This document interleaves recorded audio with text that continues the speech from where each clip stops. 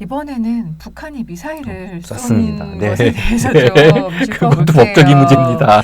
이것도 사실은 그러니까 법적인 문제 이전에 북한에서 미사일이 한 번씩 날아올 때마다 네. 그러니까 날아온다는 표현이 좀 그렇지만 네. 미사일을 쏘아 올릴 네. 때마다 가슴이 좀 철렁철렁. 네. 아니 대화 안 됐는데 네. 왜 자꾸 무력으로 뭔가를 보여주려고 그래. 네. 네.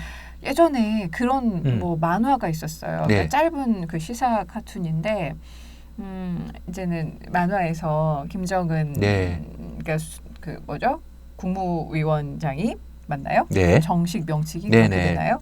그 사람이 형아 나 오늘 기분 좋으니까 내가 쏠게.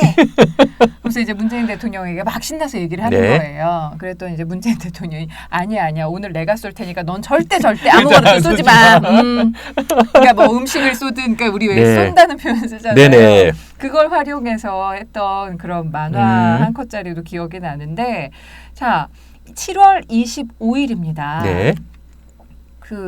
전 이 무기 이름은 좀 낯설어요. 그러네요. 저도 뭐예요 이게? 북한판 이스칸데르급 KN-23 단거리 탄도미사일.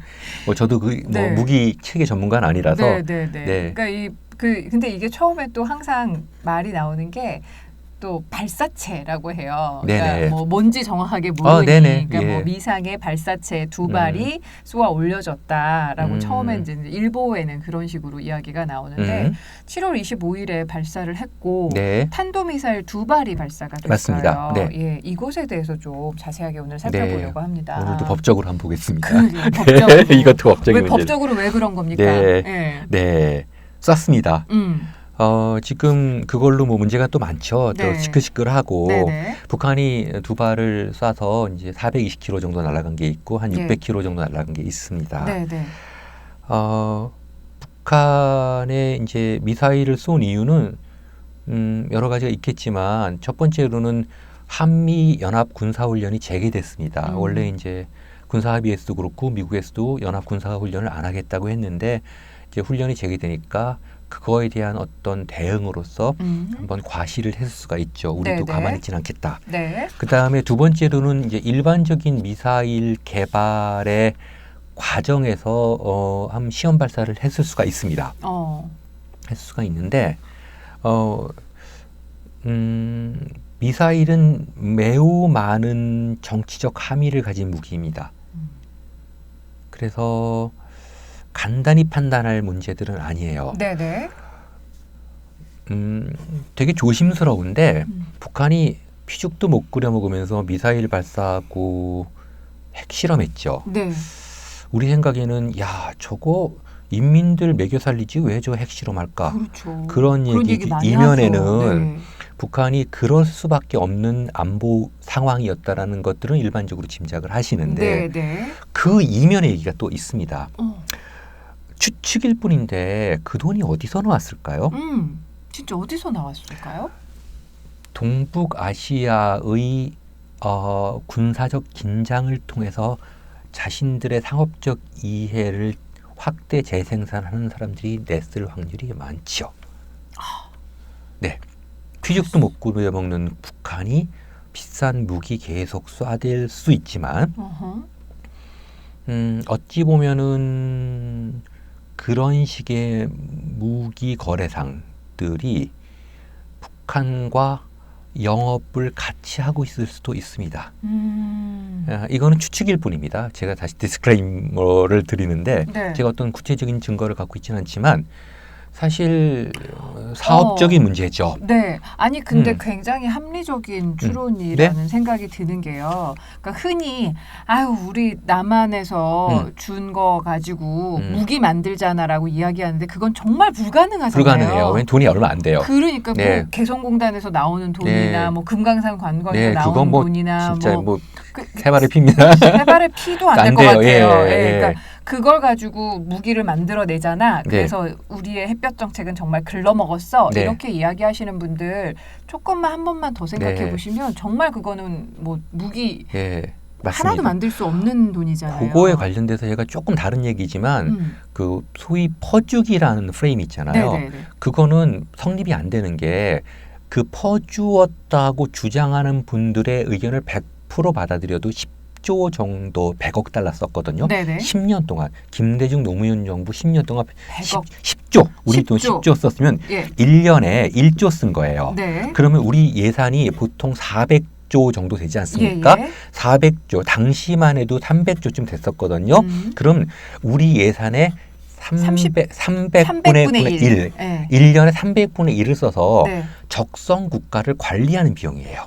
그렇죠. 그래서 노무현 정부 한 5년 동안 단 한 번도 군사적 충돌을 통해서 민간인이고 군인이고 사상한 적이 없습니다. 나중에 금강산 관광 중에 사상한 박광자 씨도 노무현 정부 끝난 이후에요. 그렇네요. 그런 걸 보면은 그래 뭐 우리 수출이 지금 5천억 달러 당시에도 굉장히 많았어요. 그러면 어쨌든 우리 예산 전체의 300분의 1 정도를 그것도 다양한 형식으로 지원을 해서 적성국의 어떤 군사적 대응을 막아내면 투자도 올라가고 증시도 올라가고 시장도 넓어지고 해외 투자 이렇게 되는 거죠. 그야말로 가성비 아주 네, 좋은 예, 맞습니다. 통치였는데. 그런 방식이었죠. 다시 이제 그거는 좀 데이터가 그렇게 얘기를 하고 있습니다. 퍼주기라는 프레임이에요. 야, 퍼줬다 그러면 그러는데 사실 안 퍼줬습니다. 퍼줄 만큼 그렇게 크지 않았어요. 예, 북한 불만 많았습니다. 이것밖에 안 주냐고. 네, 그러니까 흔히 머릿속으로 우리가 정말 막 트랙터로 이만큼 해갖고 퍼줬다고 생각하는데 겨우 삽질 하나 맞습니다. 해준 숟가락으로 한번 퍼준. 그리고 뭐 군량미로 지원됐다는데 이미 도정된 쌀을 줬기 때문에 3년 이상 쓸 수가 없어요. 바로바로 먹을 수밖에 없네. 그리고 또 하나는 제가 그 분야를 좀 연구하다 보니까 좀 이것도 오늘 다른 얘기인데 미국의 그 패트리엇 액트라든지 이런 걸 보면요, 북한 관련 법안들을 보면 너무 무리한 요구들을 많이 합니다. 제가 지금 북한 입장을 대변하는 게 아니라 제3자 입장에서 봤을 때 예컨대 요만큼 주고 이만큼 열으라고 얘기하거든요. 그러니까 북한 입장에서는 다 궁극적으로는 민주주의, 인권, 그다음에 종교의 자유 이런 거 우리가 북한을 그렇게 변화시켜야 되지만 당장은 안 되는 건데 야 우리가 쌀 줄 테니까 너희 다 해라 이렇게 얘기를 했던 거예요. 그런 부분들이 있는데 그러니까 지금 그러니까 퍼주기라는 잘못된 프레임 안에서 우리가 생각을 했을 때도 그렇고 그리고 실제적으로 봐도 북한과 지금 남한의 이런 대치 체제가 자신들의 어떤 이 속에 있어서는 뭐 정치적으로든 경제적으로든 아니면 군사적으로든 이익이 되는 집단들은 북한이 계속 저렇게 맞습니다. 딴지 걸어주고 무기 만들어주고 쏘아주고 적절할 때 자꾸 뭐 이렇게 대립각 세워주고 이러는 게 그들의 이익에 맞다면 뒤로 지원도 할 수 있을 것 같다는 생각이 들어요. 미국도 중국도 바라는 거였죠. 미국도 중국도. 미국 같은 경우는 특히 그 무기 사업자들이 끊임없는 그 군사적 긴장과 대치를 전 지구상에서 요구하고 있거든요. 그리고 중국 같은 경우는 사실은 북한이 대미 봉쇄 전선의 최전선에서 중국을 대신해서 많은 걸 했죠. 예컨대 2002년인가 2000년대 말에 있었던 그 연평도 포격 같은 경우도 사실은 보면 그거는 북한이 남한을 때린 게 아니라 중국이 미국을 때린 거죠. 그렇게 보고 있습니다, 다들. 누구도 전 세계 이 한반 한국을 넘어서는 누구도 그렇게 생각하지 않습니다. 당시에 딜을 잘했는데 어쨌든 그 미사일이 갖고 있는 의미 이런 것들 군사적 대치가 그 사업 영업에 필요한 사람들은 그걸 그렇게 만들지 않겠습니까? 여기도 그런 분들 있죠. 끊임없는 적대적 공존을 해야만 자신들의 치부가 가려지고 자신들의 기득권이 양산되는 그런 분들이 누군지 모르지만 있습니다. 그런 분들이 있는데요. 북한이 잘했다는 게 아닙니다. 그런 게 아니라 저희가 충분히 이거는 고려를 좀 해볼 수 있는 이게 막 정설이고 이게 명확합니다라고 단어는 못 하겠으나 그런 식으로 좀 생각을 넓혀볼 수 있다는 이변의 문제들이 있죠. 요번에 그 북한 이제 미사일이 저기 안보리 그 결의 위반이냐? 그것도 일반 굉장히 그게 궁금해요. 큰 문제죠. 안보리 결의에서 이제 안전보장이사회 18745 결의에서 모든 종류의 탄도 미사일을 금지한다라고 선언했기 때문에 이번에 북한의 두 발의 미사일 발사는 안보리 결의가 맞습니다. 결의 위반이 맞고 결의 위반이 맞습니다. 근데 과연 제재할 수 있느냐?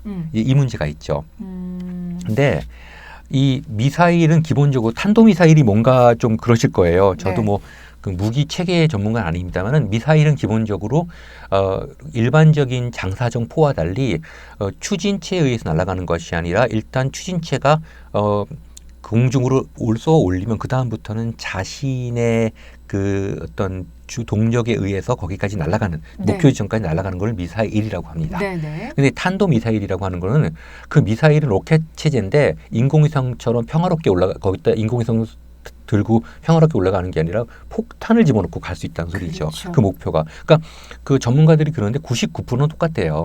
99%는 똑같기 때문에 이게 인공위성으로 올라가느냐 폭탄으로 가지고 가느냐가 정말 아주 미세한 차이거든요.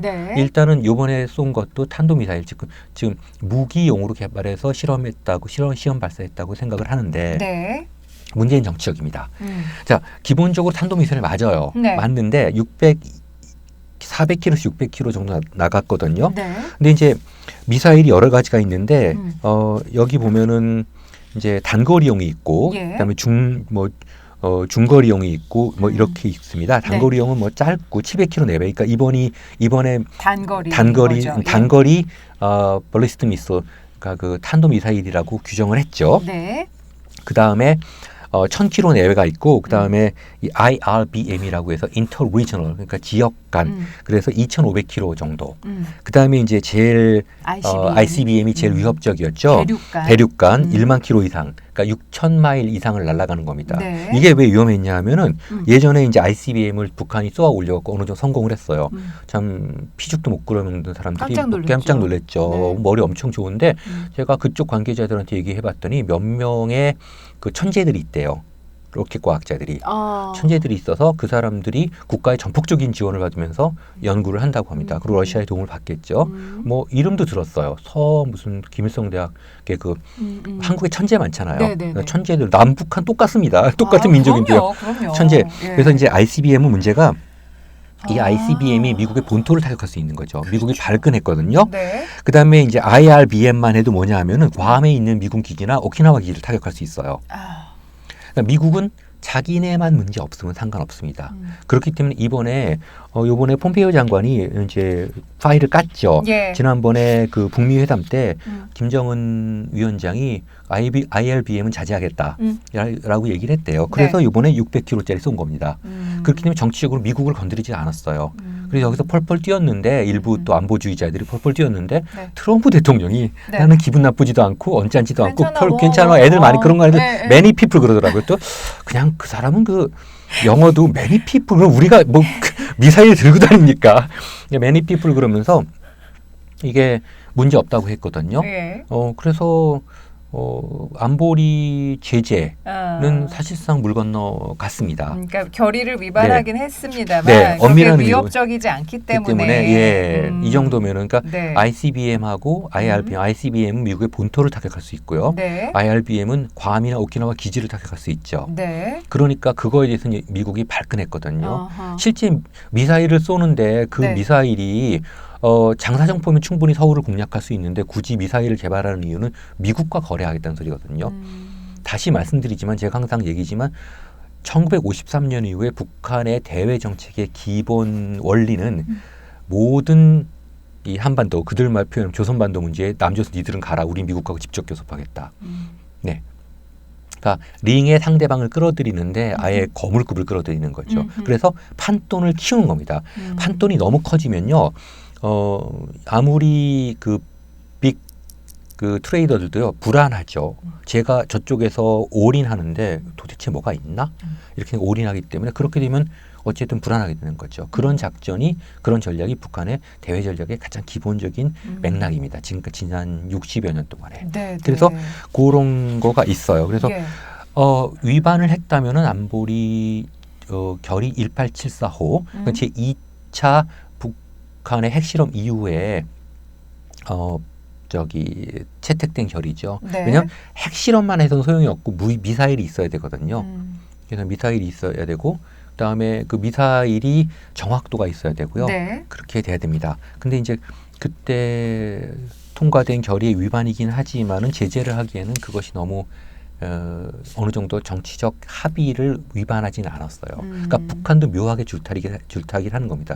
건드리긴 하는데 선은 안 넘는 거죠.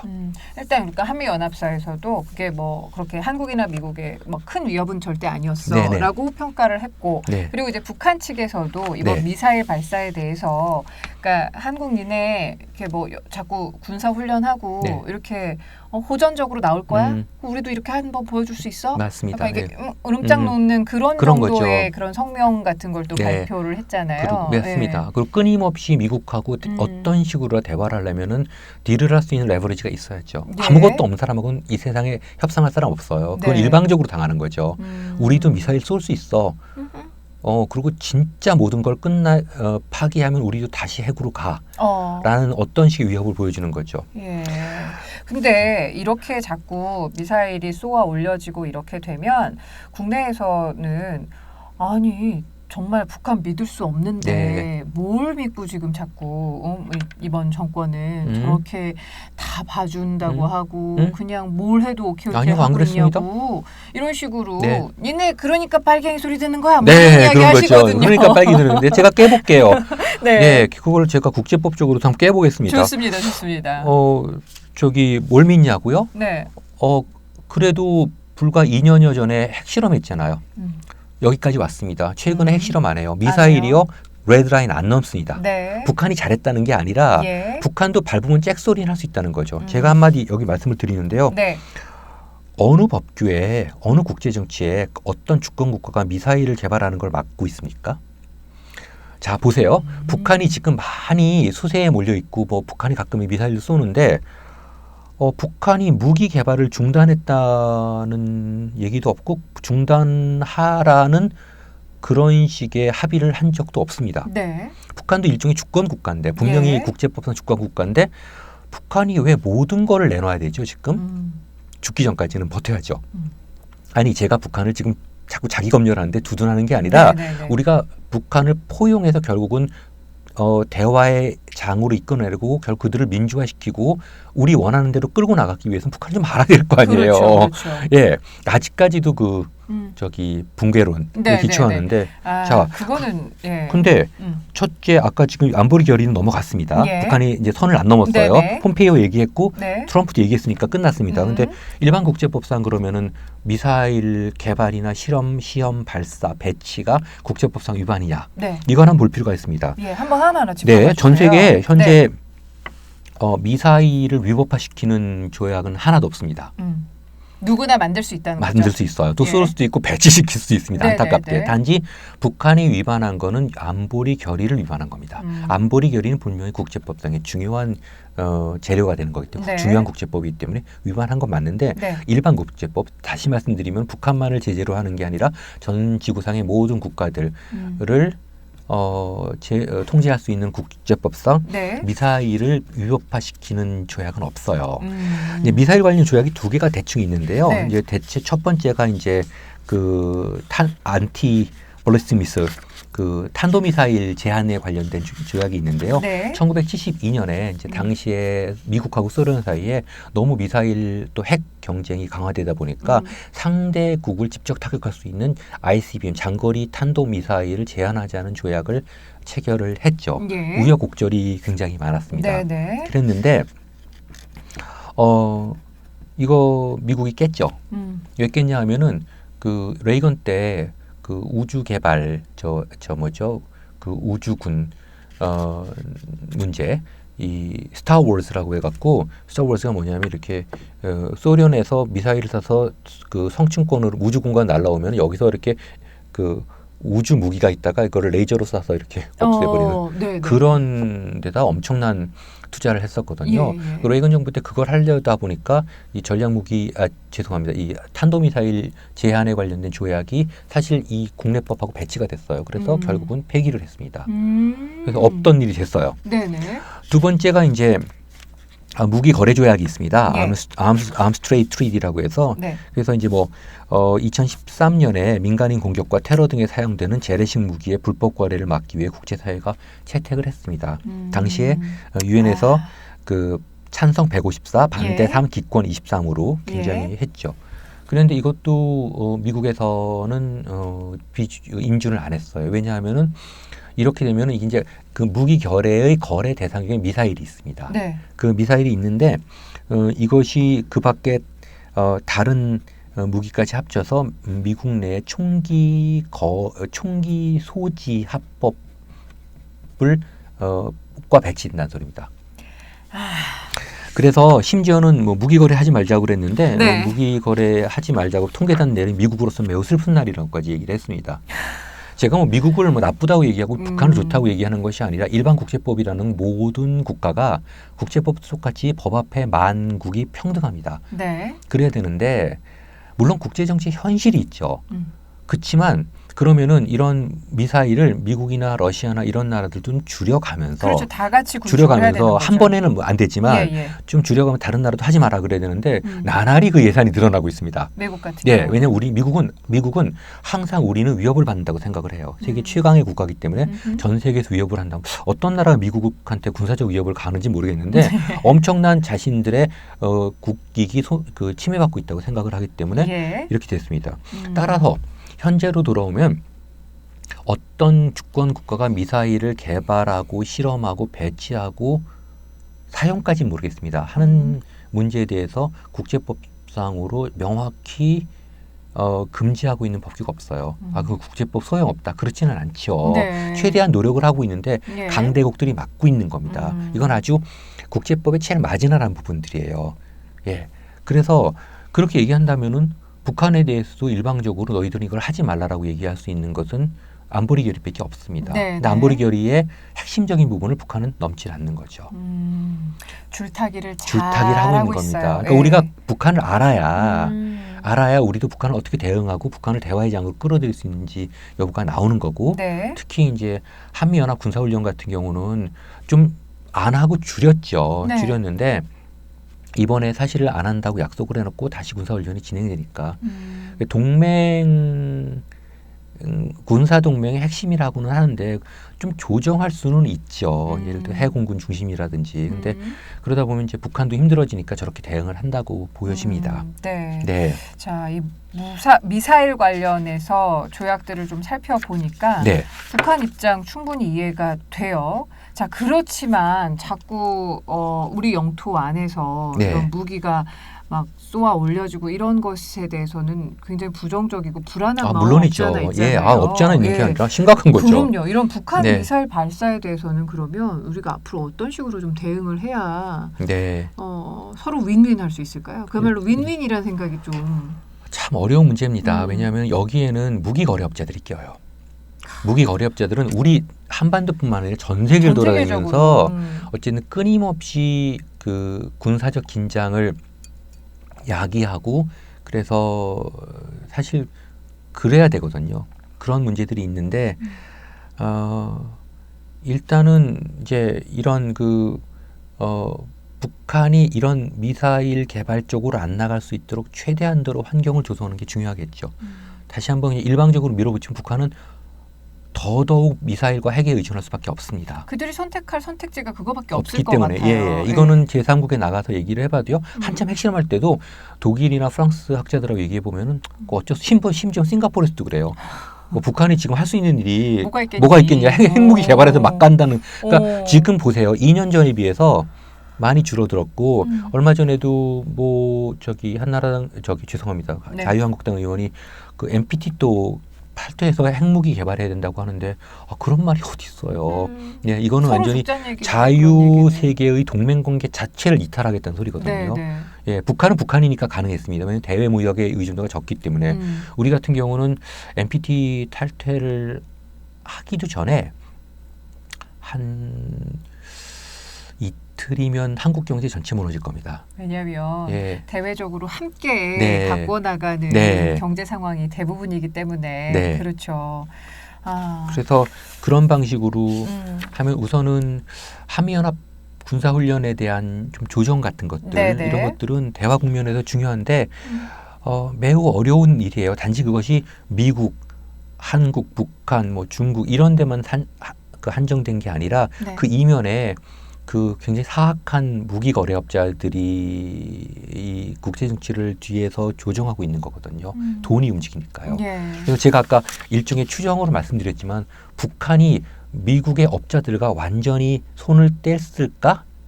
저는 예전부터 그런 의심을 좀 했어요. 막 실험할 때도 저 돈 어디서 나오지? 그렇지. 라고 했을 때 분명히 저런 긴장을 유발하는 그런 사람들이 필요할 겁니다. 그러니까 네. 근데 무기 쪽으로 얘기가 가면 네. 미국의 그 총기 규제가 네. 불가능하잖아요. 불가능하죠. 지금으로서는. 지금 뭐 수십 년 동안 계속해서 뭐 총기 사고 나고 그러면 또 이제 총기와 관련해서 또 많은 공론이 일어났다가 결국에는 뭐 그게 무색할 정도로 그런 희생이나 그런 아픔이 무색할 정도로 계속해서 진행이 되는데 미국에서의 총 어떻게 이해를 할 수 있나요? 누구도 이해 못합니다. 미국 사람들하고 그 식사 시간에 하지 말아야 될 얘기가 게이 문제, 그다음에 성적 정체성의 문제와 성적 정체성, 그다음에 저기 총기 규제, 그다음에 이상하게 낙태 문제.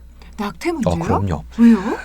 그 이해할 수 없는데 미국 자체가 성립이 그렇게 돼서 그런지 그 문제를 얘기하면요, 그 세 가지 문제를 얘기하면 너무 제 클래스메이트들 얌전한 여학생들도 갑자기 막 이걸 치면서 각자 100이면 100개의 의견이 다 튀어나옵니다. 그래서 그런 중에 하나가 총기 문제거든요. 총기, 그다음에 어버션, 그 낙태 문제, 그다음에 소수자 인권, 특히 성적 정체성 문제가 얘기되면 다들 펄펄 뛰어요. 그래서 총기 소유 문제와 연결돼 있는 것 같습니다. 그래서 좀 다른 측면들이 있죠. 그 총기 소유 문제가 결국은 이런 식으로 문제를 비화시키는 거죠. 참 인간의 한계 같아요. 한계 문제들이고 조금 좀 벗어나야 될 텐데 어쨌든 이번에 북한 미사일 발사는 그 선은 안 넘어갔다는 거. 그래서 우리가 강력하게 대응할 건 하지만 또 안보 파리를 해서는 북한이 더 미사일 개발과 핵 개발 쪽으로 갈 수가 있거든요. 지금 그래도 끌어낸 거예요.